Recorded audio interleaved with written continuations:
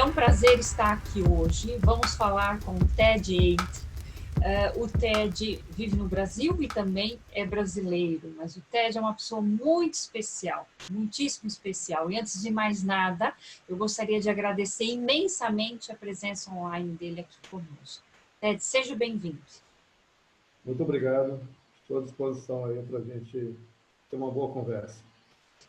Ted, eu gostaria de apresentar um pouquinho você e pedir um pouquinho para você falar desse trabalho aqui mencionado, o que você está desenvolvendo hoje, né? O Ted é ex-militar de forças especiais e instrução de combate de guerra terrestre, consultor em segurança pública e nacional e pesquisador em polemologia, exopolítica e política e estratégia. Às vezes eu sou convidado a trabalhar na advocacia defensiva, né? Então, é uma prerrogativa da OAB, aqui no Brasil, muito pouco usada. Tem alguns advogados que têm acesso à minha pessoa, me consultam às vezes para ajudá-lo na defesa de algum caso que ele venha a envolver dentro da área criminal. Aí sim eu sou acionado, a gente entra em contato com as peças do processo e ali a gente faz uma perícia em vídeo, áudio, né, para tentar aí achar aí um meio, né, de punir o algoz que vitimou a pessoa. Tirando isso, uma das atividades que eu faço dentro dessa questão de política e estratégia é ajudar o atual governo aqui no Brasil, na pessoa do presidente Jair Bolsonaro, a ter melhores pessoas com capacidade técnica para operar o governo juntamente com ele, tanto no Distrito Federal quanto no Estado. Ted, muito interessante isso que você aborda para a gente, porque é segurança nacional, né? Ted, o que te motivou, né, a falar sobre a sua história? O que te motivou a falar sobre essas informações tão preciosas na atualidade? Antes de mais nada, né, vindo essa pergunta, eu gostaria de falar sobre o livro, né, o livro recentemente publicado do Ted e do nosso querido Fábio Santos, do canal Espiritualidade Independente, né? O Intervenção Planetária está disponível aí, tanto aí no Brasil quanto aqui em Portugal. Está disponível na Amazon.es para ser comprado, é de fácil acesso, e é um livro muitíssimo interessante e atual. Depois de ler esse livro, Ted, eu fiquei extremamente curiosa, e a primeira pergunta foi, por quê? Por que agora, somente agora, o Ted expandiu e pôde falar um pouquinho sobre esses temas? Primeiramente, uma questão de consciência. Qualquer pessoa que teve algum tipo de avistamento ou contato próximo com essas entidades biológicas não humanas, elas certamente, por serem grande maioria simples pessoas, cidadãos comuns, isso a nível no mundo inteiro, muitas vezes elas se veem no descrédito, como acontece em geral, por onde nós ouvimos aí os relatos, né?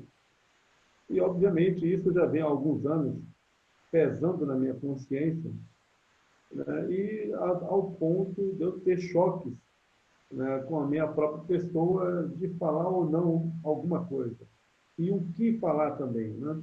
A gente não pode falar tudo, infelizmente, né? Apesar das críticas, muitas vezes, que a gente recebe por falar as coisas pela metade, mas as críticas se esquecem também que elas também, dentro do que elas fazem, a nível que é sigiloso, elas também são podadas de falar toda a verdade.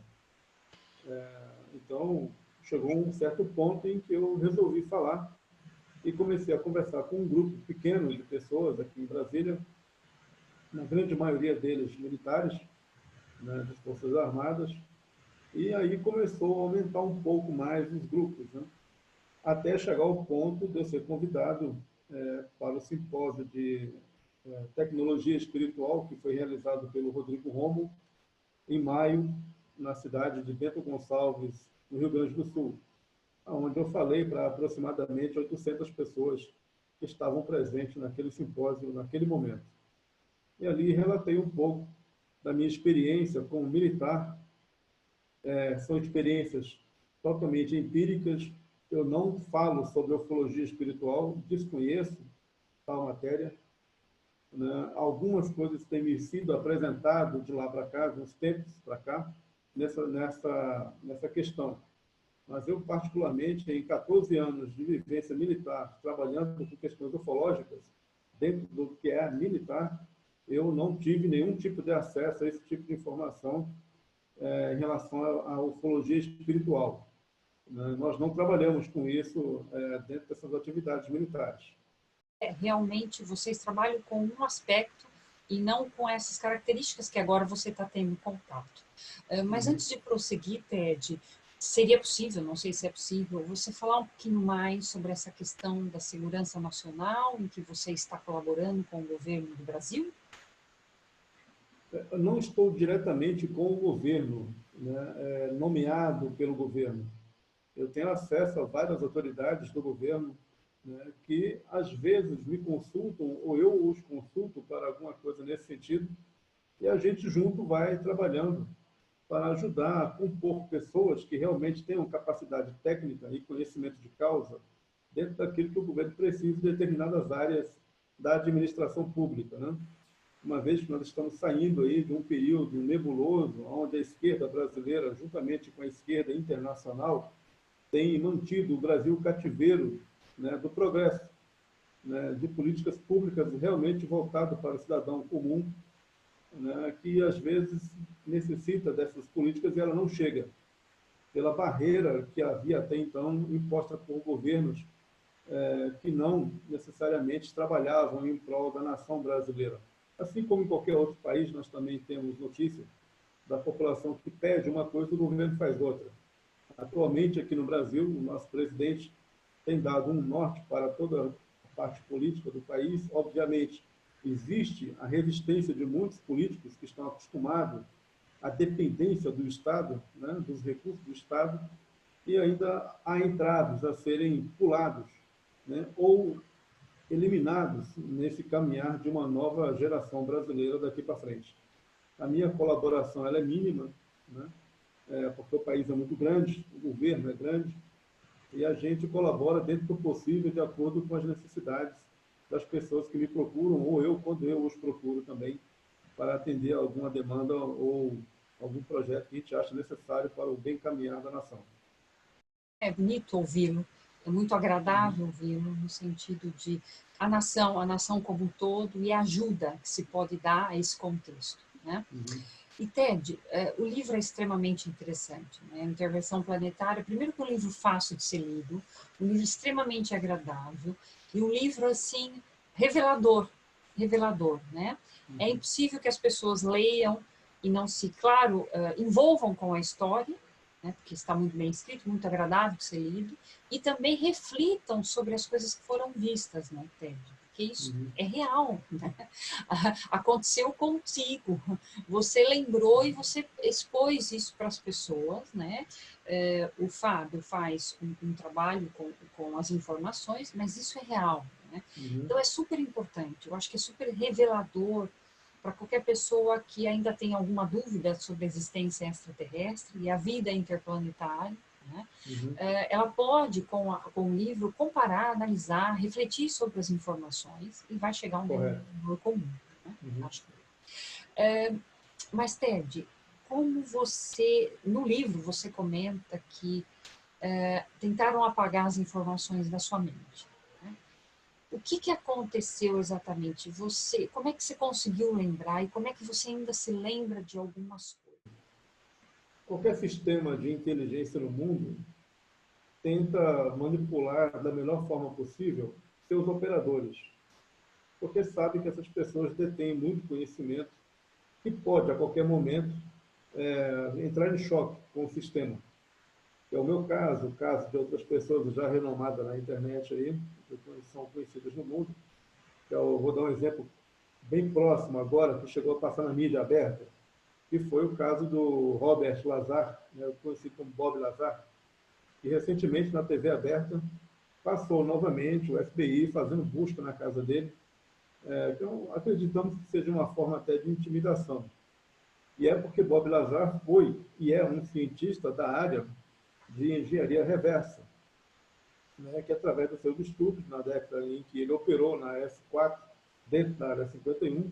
Obviamente, nós também tivemos acesso a alguns documentos que ele teve, foram estudados por ele e elaborados por ele, para que nós também pudéssemos aí operar dentro desse sistema da engenharia reversa com os objetos que nós encontrávamos muitas vezes nas missões militares que nós éramos designados. O Dr. Bob Lazar, assim como eu, a gente passa por determinadas privações, né? E essas privações, às vezes, nos motiva cada vez mais a falar uma certa realidade, por mais que ela seja omitida ou não entendida pela grande população, mas que é necessário para que um dia, amanhã, alguém possa estar em alguma situação similar e se lembrar de que alguém um dia lá atrás chegou a falar sobre algo do qual ele está vivendo.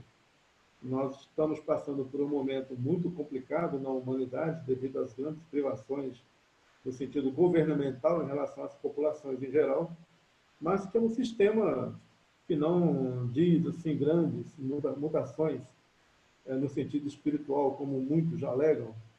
A gente vê isso de uma forma muito reservada, porque não é por aí. Obviamente, as pessoas tendem a se apegar em alguma coisa da qual o pensamento, a visão, o entendimento e o estudo militar ele é totalmente reverso a essas coisas. Daí porque, às vezes, eu entro em choque aqui, porque muitas pessoas me perguntam sobre data limite, fim do mundo, um povo X que veio buscar não sei quem, ou vai vir, né, porque ele viu ou ouviu isso em algum lugar.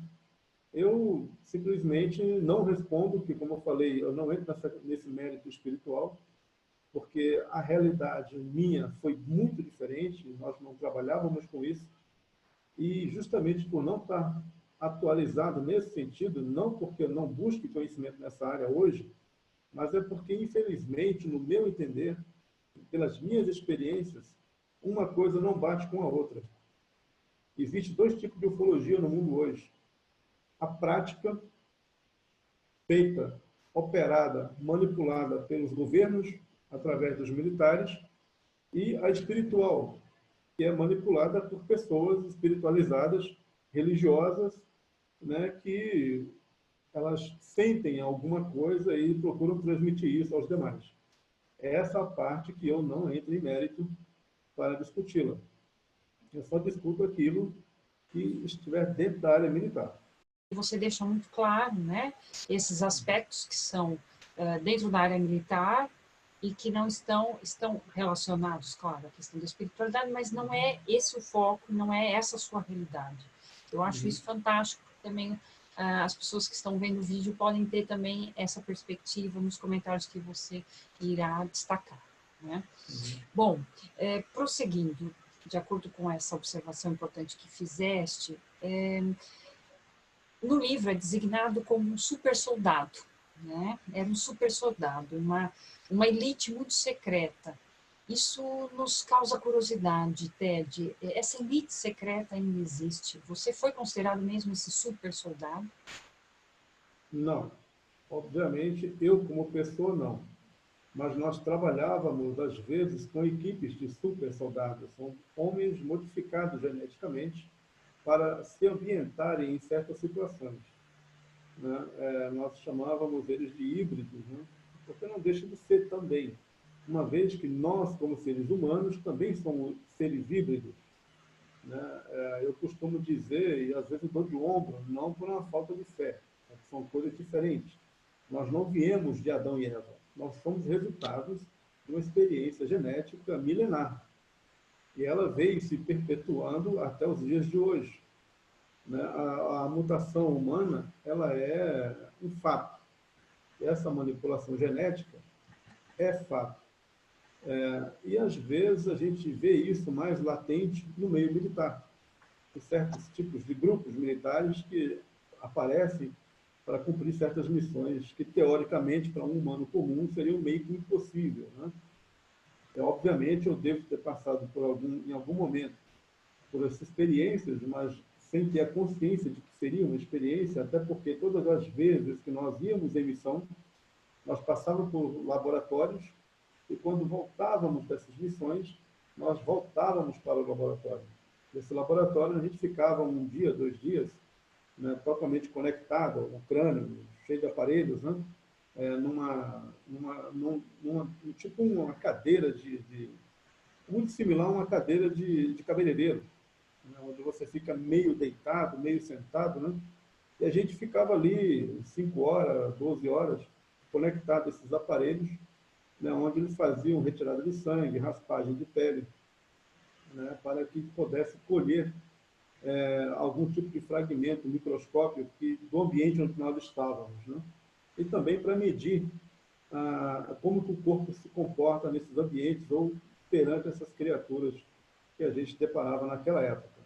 Obviamente que ainda existem esses grupos, eles não são extintos, pelo fato de eu ter hoje, já não estar hoje dentro do sistema, mas eu me recordo que esse grupo ele é cíclico, e ele não é de hoje, né? Ele veio sendo melhorado a partir da década de 40, após o Tratado de Greada, que tem suas modificações a cada 10 anos. A cada 10 anos, o tratado ele se readequa à atualidade daquela década em que estamos continuamente em atividade, seja ela política, militar ou social como um todo, para que a gente possa ter aí meios, né, de sobrevidas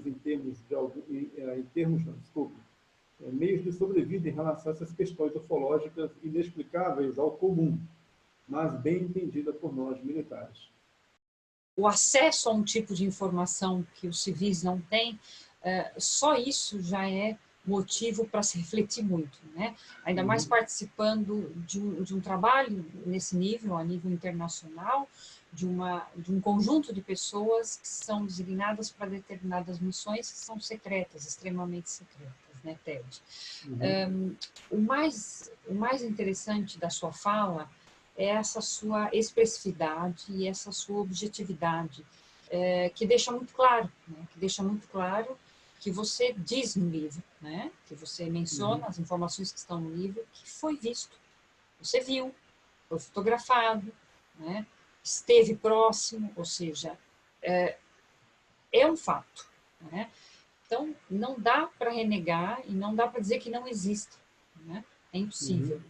E as pessoas hoje confundem também muito, quando eu falo em ET, em alienígena, humanoide, entidades não humanas, enfim, existe aí uma confusão de terminologias, né, próprio do ser humano. Define um pouquinho para a gente o que você classificaria, como é que a gente pode entender isso melhor?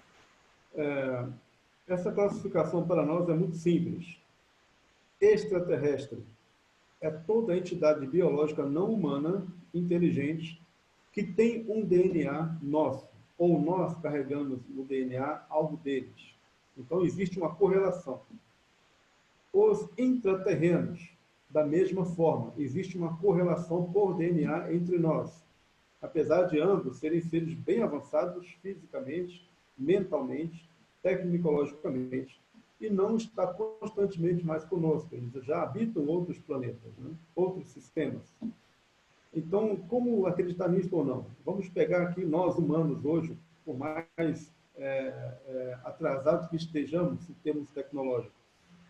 Hoje o homem consegue chegar na Lua ou em algum outro planeta próximo à Terra, através de sua tecnologia de propulsão de foguetes. Ponto. Se nós conseguimos esse tipo de tecnologia para chegar no espaço, imagine civilizações antigas, né? Onde elas poderiam chegar hoje? Com essas tecnologias que vêm melhorando a cada década, né? Ou a cada milênio.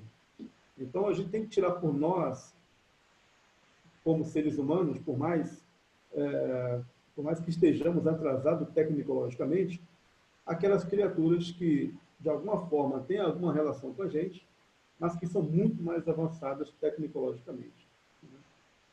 Esses são os intraterrenos e os extraterrestres. São duas entidades biológicas não humanas, necessariamente, porém inteligentes, que têm vínculos de DNA conosco. Alien. O alien é aquela entidade biológica inteligente que não tem nenhum tipo de vínculo com nós, humanos.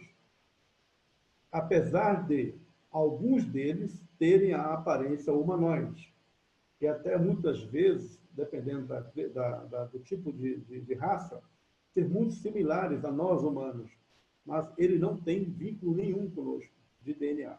Esse é o alien, que é totalmente fora da nossa realidade científica no sentido biológico, né? Então, essas são as três distinções que eu deixo claro. No mais, o restante das outras raças, eu desconheço, porque na minha época eu trabalhei apenas em contato com 9 raças, e das 9, 4 eram hostis, e as 5 eram benevolentes ou de acordo com a situação em que nós nos encontrávamos naquele momento. Esteve com essas entidades não humanas, né? Podemos chamar assim. Dessas que você viu ou chegou próximo, né? Dessas, tem alguma que você percebeu o real objetivo? O que eles estavam realmente querendo? O que eles querem realmente aqui no espaço? Né? E quais são os principais objetivos? Como é que eles lidam conosco? Porque nós chamamos eles de entidades não humanas ou extraterrestres, não? Como seja, mas eles também nos chamam da mesma coisa, né? Eles nos chamam pelo que somos, humanos. A raça humana, para eles, tem uma importância, assim como para nós temos, assim como a gente vê eles também com certa importância, ou muita importância, mas tudo de acordo com o modo político de pensar e agir de cada um, dentro do seu contexto universal. O que acontece é que essas raças têm, sim, contato conosco já há milhares de anos, não é de ontem, né? Desde os primórdios da humanidade na Terra. Daí porque elas vêm nos manipulando para nos melhorarmos. Você já ouviu falar do chamado um vácuo que tem entre um determinado tipo de humanoide até chegar a nós, né? Que é chamado elo perdido? Na verdade, o elo perdido, a ciência, porque ela não quer dizer, na verdade, o que é esse vácuo que ficou. Na verdade, foi aonde descobriram a melhor forma de nos manipular para nos fazer o que somos hoje. Por isso que existe um vácuo que, segundo, teoricamente, a ciência não explica, mas ela é explicada assim. Eles não querem falar. E nesse não falar, omitem as coisas, até porque por questões de acordos. Assim como nós temos acordo entre amigos, entre grupos de amigos, né, para ajudar um ou não, né, ou para prejudicar um ou outro, eles também, da mesma forma, têm acordos entre eles para que nós saibamos da verdade ou não. Até onde isso pode nos levar, eu não sei, porque eu não participava das conversas diplomáticas entre humanos e extraterrestres ou aliens. A minha função era especificamente fazer a segurança das autoridades humanas que lá estavam presentes para que houvesse essas conversas, né, em território neutro, né, afastado da vista das grandes populações. Então, nós não tínhamos contato com as pessoas que estavam lá, eu não sei quem são, né? Elas chegavam em veículos blindados e saíam também desses veículos blindados. A nossa função era fazer o perímetro de segurança para que essas autoridades civis e humanas tivessem esse tipo de encontro, e depois que eles saíssem, 1 hora ou 2 horas depois, a gente levantava acampamento e voltava para as atividades dioturnas dentro das áreas de confronto, que já existiam na época, né? É uma forma de nós termos aí o profissionalismo de combate, sem perder aí a nossa instrução, né? O nosso meio de vida naquele momento, dentro das nossas atividades. Essas entidades, elas buscam na humanidade o que nós buscamos em comunidades, ou seja, há aquelas que nos buscam para um bom convívio dentro do universo e dentro do próprio planeta, mas ela não interfere politicamente nas nossas atividades, nós temos o livre-arbítrio para isso. Da mesma forma, tem aquelas que querem nos prejudicar por algum motivo, mas, no geral, por 3 questões básicas: a questão da nossa natureza, da nossa mineração e da nossa condição humana no termo de plasma e DNA. Então, essas três coisas são as coisas que determinadas entidades buscam neste planeta, enquanto que outras protegem nós dessas outras entidades mais agressivas, né? Daí porque nós, todo o nosso turno, sempre o utilizamos para encarar certas criaturas ou certas entidades, uma parceria entre humanos e extraterrestres, ou até mesmo aliens, no sentido de armamento com tecnologia de ponta, que a gente chamava de tecnologia 3G, né? Onde nós operávamos com armamento praticamente não humano, mas éramos instruídos a utilizar determinados armamentos usados por essas entidades benevolentes que nos cediam determinadas tecnologias. E assim funciona até os dias de hoje.